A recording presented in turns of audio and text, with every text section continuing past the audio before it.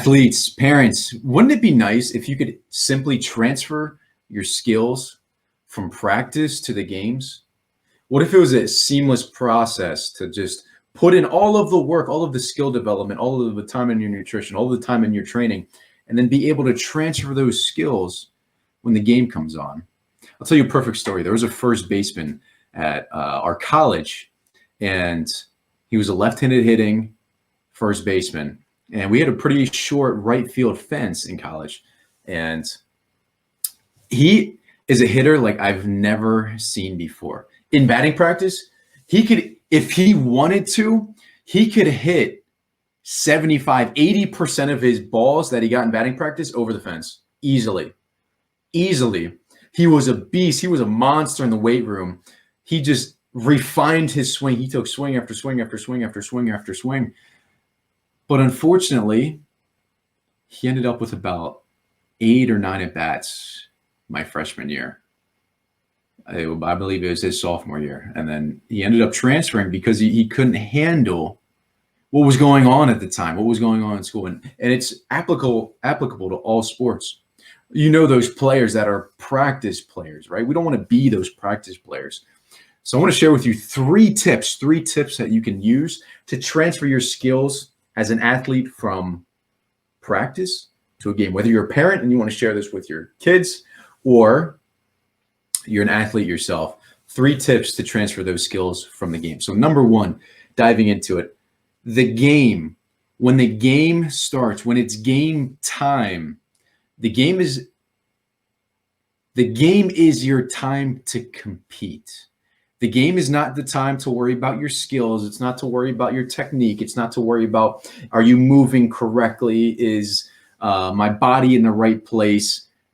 It's not time for skill development. Skill development can come from reflecting on the game. Skill development can come from the feedback from what you get in the game.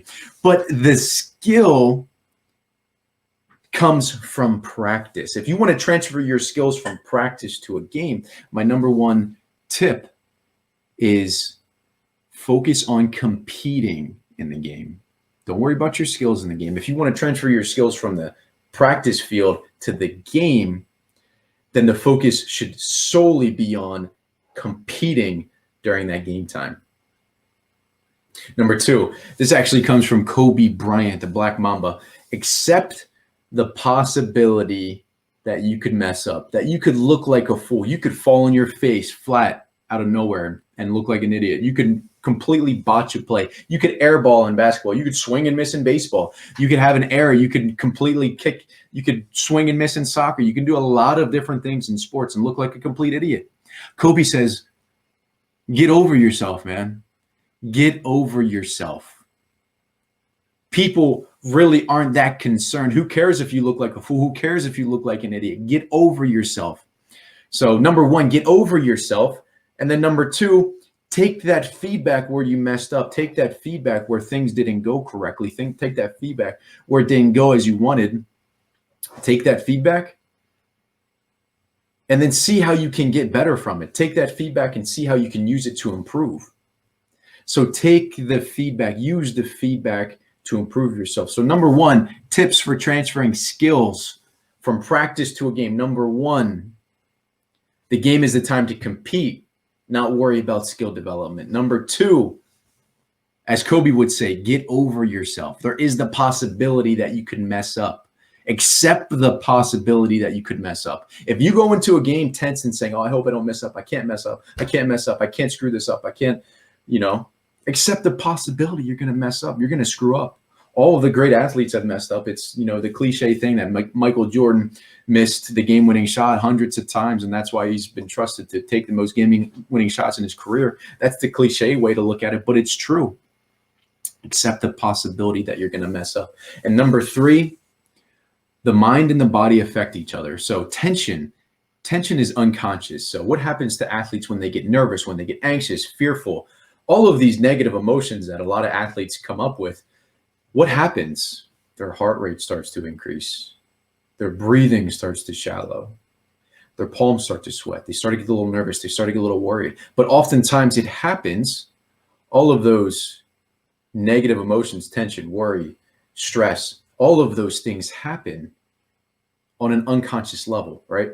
So as your body responds to that negative emotion, as your body responds to that negative reaction, the two are interconnected. This 6 inches here is connected here. So if you're having stress and you're having worry here, your mindset is connected to your body and your body's connected to your mindset. What's the doorway between the two? The doorway between the mind, the stress and the worry that all comes up, that it shows physically, the doorway between the two is actually the breath. How you breathe, slow yourself down, slow your heart rate down, slow your breathing down. If you can learn how to consistently, habitually breathe, especially before stressful situations in games, if you learn how to breathe and doing it effectively, it's not just about taking a deep breath in and out. Obviously that will help, but consciously controlling your breathing, consciously allowing your body to relax. The air, the oxygen goes to different muscles and different parts of your body, right? But when you're breathing shallows, when it gets really, really small, what happens? Your heart rate's really slow, right? And your body's not getting the oxygen it needs, so your heart starts pumping faster and faster and faster and faster. So you have to control your body and your mind with your breath. So number 3, control your breath. The mind and the body are connected. So quick recap. We're going 5 to 10 minutes every single day, just on some tips for athletes to transfer their skills from practice to the game.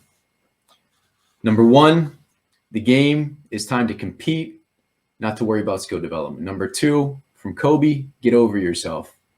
Get over yourself. There's the possibility that you could mess up, you could screw up. And then number 3, the mind and the body are connected. How do you connect the two? The doorway is the breath. So